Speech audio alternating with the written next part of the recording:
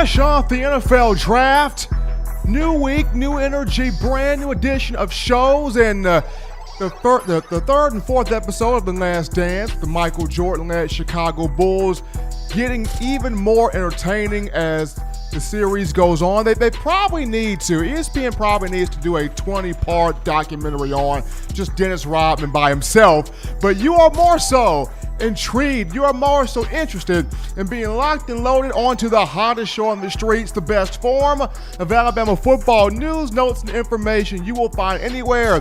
This right here in My Own Words, the podcast with yours truly, your man, Stephen M. Smith of Touchdown Alabama Magazine, coming to you from Tuscaloosa, and we are streaming this to you via YouTube. And speaking of YouTube, if you are new to the show, new to the network, new to the channel right now, hit that subscribe button right now and turn on your notifications so that you can get the best alerts, updates, news, and coverage on your favorite football program, that being the Alabama Crimson Tide. If you are new to the channel, new to the network, go ahead right now, turn on or hit the subscribe button and turn on those notifications so that you can get the best in news, notes, and coverage. Because of you, the Crimson Tide Nation, that we're over 8,000 subscribers strong here on the YouTube channel. But as always, show bigger than me. I'm joined by my man John Ivory, JP, in the production studio, dropping those beats like none other. JP, how you feeling, by the way? Feeling good, man. Hey, I got a mic now. He made it up. Now I'm here. He out the game now. JP, how was your weekend? I heard you got turned up. Man, I slept all weekend. You slept I all did some weekend? work and I slept. I was supposed to go to this party, but I didn't make it. Oh, man. Hold on. They didn't save any girls for you, man? Nah. We got JP, John Ivory here in the building as always. 205-448-1358. Been able to call in to let your voice be heard on the show. 205-448-1358. As we got a jam-packed edition of slate of topics to get to, we're going to talk to my man, former Alabama wide receiver Mac Hereford, who played for the Crimson Tide from 2016 to 2019, a little bit later on in the show. But we start things off here with some updates. And the first one, we look at two young men that were featured on the show, that were interviewed on this show, that being former Alabama safety Jared Maiden and former Crimson Tide defensive back Shyheim Carter. Both guys, despite not being drafted through 7 rounds of this year's venue, which took place on last week, both guys did sign undrafted free agent contracts. Jared Maiden getting picked up by the San Francisco 49ers, so he heads to the West Coast. Shyheim Carter getting picked up by the New York Jets, so congratulations to both of those young men. Also, former Alabama offensive tackle DJ Fluker on the move again. Fluker announced via Twitter on Sunday that he has been released from the Seattle Seahawks after 2 seasons with the team.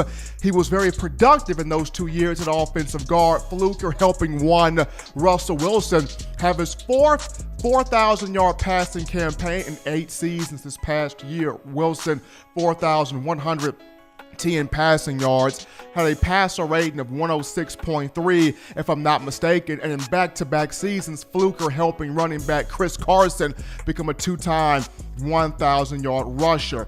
Also, rounds 2 through 7 of the NFL draft for the Bama players, really interesting on last week, as 6 players were drafted in those rounds, 5 in terms of Alabama, but 6 overall if you were to count one Jalen Hurts. And starting things off with Xavier McKinney, he went 2nd round, pick 38 overall to the New York Football Giants. How about X-Man McKinney? He is united with former Alabama defensive lineman Dalvin Tomlinson, and also Joe Judge, who is the head coach of the G-Men, at one point in time a special teams assistant for the Crimson Tide from 2009 to 2011. So X has found a home with the Giants. How about Trayvon Diggs? Everybody thought that X would have the star on his helmet. No, it is Diggs to the Dallas Cowboys. How about them Cowboys? In the 2nd round, pick number 51, Diggs with his length, and athleticism at 6'2", good ball skills, good instincts, very intelligent young man, and he will join ranks with former Tide safety Ha Clinton Diggs, a big-time pro in the NFL, and also he will be defending the likes of Amari Cooper in practice. Cooper, who recently signed a 5-year, $100 million deal with the Cowboys. So Diggs, a member of America's team, the Dallas Cowboys. We roll on down to pick number 53, which happened to be Jalen Hurts in the second round of the Philadelphia Eagles. Fly, Eagles, fly. You got Jalen Hurts. And we will continue more so into Hurts in a little bit as to why this was a good move made by the Philadelphia Eagles. Hurts pick number 53 in the second round. Moving on down, we got Raekwon Davis, and this one was a shocker at number 56 overall of the second round to the Miami Dolphins. A lot of people, even I myself, had him probably as a third to fourth round guy. Not saying he didn't make any improvements this past season, which he did. It was just that the massive numbers in terms of tackles for loss and sacks, not at the same production that he had his sophomore year in 2017, but regardless of that, gets drafted in the second round of the Dolphins and will become the bodyguard of one Tua Tagovailoa. And as we move on down the line here, the third round, we pick up Terrell Lewis. Third round, 84th overall pick to the Los Angeles Rams. And if T. Lou stays healthy, the Rams got a steal. They get a first-round talent in the third round. And the reason why I say this is, look at who T. Lou gets to work with. One of the best interior pass rushers in the game right now in Aaron Donald. He gets to work with Michael Brockers. And also A'Shawn Robinson, who left the Detroit Lions to sign a 2-year deal with the Rams. So he'll be joined back up with with an Alabama alum in A'Shawn Robinson. So big ups there to T. Lou.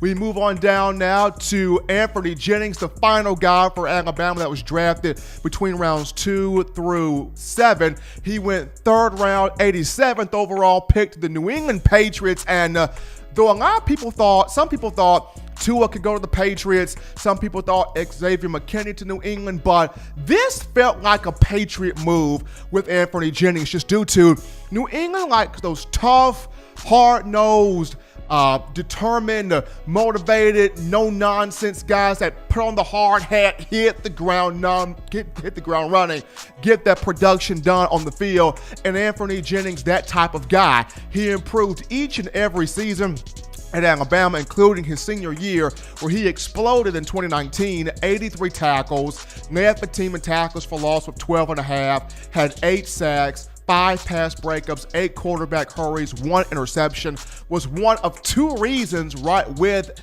Xavier McKinney that kept Alabama in the top 20 nationally for scoring defense and total defense. So you got to know that Nick Saban talked to Bill Belichick quite a bit about Anthony Jennings. And with the Patriots losing the likes of Kyle Van Noy, Danny Shelton, and also Jamie Collins, it had to retool that defense. And what better way to retool that than getting Anthony Jennings? So kudos to all of those young men coming off the board between the second and the 7th round for the Crimson Tide. But we get into first major topic of conversation, that being one Jalen Hurts to the Philadelphia Eagles, the number 53 overall pick in the second round. Was this a reach for the Eagles getting Hurts? Because when you look at national media right now, some people happy with the pick, some people not happy with the pick. Some Eagles fans are happy, some are not. You even had one Michael Vick, former NFL great, who played 15 years in the league, played some for the Eagles as well. He came out and he co-signed the pick, saying that the move by the Eagles to get Jalen Hurts was a really, really good one. And for those that remember Michael Vick, when he came into the league in 2001, from Virginia Tech to the Atlanta Falcons, he was larger than life. He was dazzling. He was sensational. He brought the term, dual threat quarterback to, the big stage, the giant stage. I mean, Vick was so big, you had something that was called the Michael Vick experience. And yes, he had off-field issues, the federal dogfighting charges that had him lose everything. The Atlanta Falcons moved on from him. But, in 2008, In 2009, he gets another chance to play in the league with the Philadelphia Eagles. Andy Reid, the head coach at that time, and Donovan McNabb, they roll the dice on Vick. In 2009, he was kind of a gadget player. He was in on maybe a couple of plays, a few plays or so. And then 2010, at the expense of the Eagles trading McNabb to the Redskins and having Kevin Cobb, go down to an injury due to a concussion, the insurance player that was Vick scared out of his mind because it was 3 years and he was not a starting quarterback due to being in incarceration, but the skill set never left Vick, and in 2010 had a career year. Threw for 3,018 passing yards, 21 touchdowns, just 7 picks, had a career passer rating of 100.6, had 9 rushing touchdowns, took the Eagles to the playoffs, was the comeback player of the year, and signed a 6-year, $100 million deal. So when you look at Jalen Hurts here, as good as Carson Wentz is, and I like the pick, I thought the Eagles did a great job. As good as Carson Wentz is, and you got Carson Wentz, first round, number 2 overall pick in the 2016 NFL draft. When you draft a guy top 5, top 10, top 15, the expectation is the Hall of Fame. The expectation is Canton, Ohio, getting that gold jacket. The expectation is perennial runs deep in the playoffs, winning your team multiple Super Bowls, being the face of the franchise, and the winner of the locker room. That's the expectation. And the best ability is availability. You want to be able to show everybody that nobody else can do my job better than I can do it. It's what Brett Favre did. It's what Tom Brady did. It's what Drew Brees has done. And as good as Wentz is, big arm, big talent, big size, big athleticism, big intelligence and intangibles, but we can't deny the fact that Carson Wentz is prone to injuries. He's had the knee issues with the ACL tear. He's had concussion issues. He's had back issues. And when you look at it, Carson Wentz, as good as he is, the Eagles had to have the insurance policy of Nick Foles, the journeyman, to make the Super Bowl run. You go back to the 2017 season, Carson Wentz gets hurt. You bring in the Nick Foles. He gets hot. And even when Wentz got hurt and you brought in Nick Foles, you saw where the Eagles were not missing a beat. They weren't skipping a beat. Nick Foles took them through the playoffs, took them all the way to the Super Bowl. They beat the New England Patriots with the Philly special.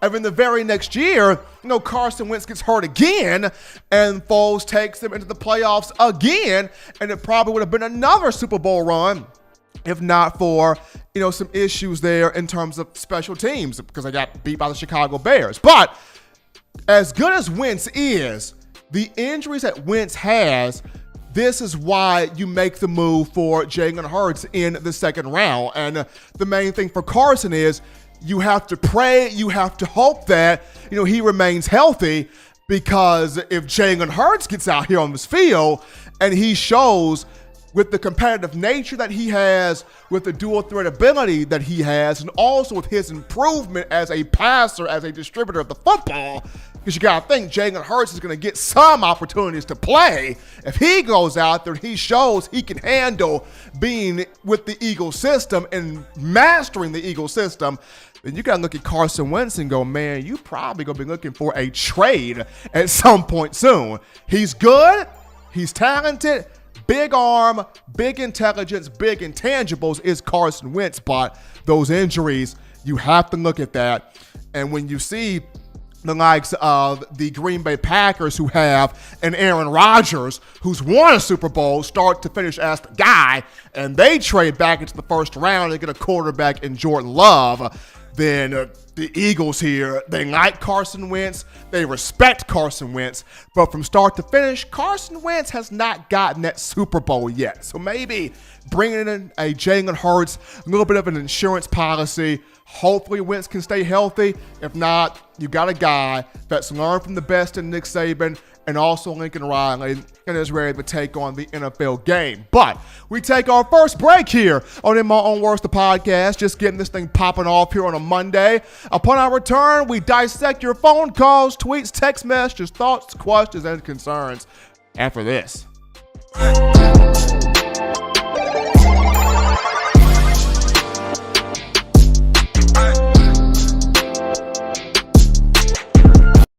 sports fan deserves the proper representation. Whitwell Sports introduces to you the Title Towel. Wave that Title Towel in the air like you just don't care in support of Nick Saban and the Alabama Crimson Tide. Only $9.99 and it lasts a lifetime. Head on over to whitwellsports.com and get your Title Towel today.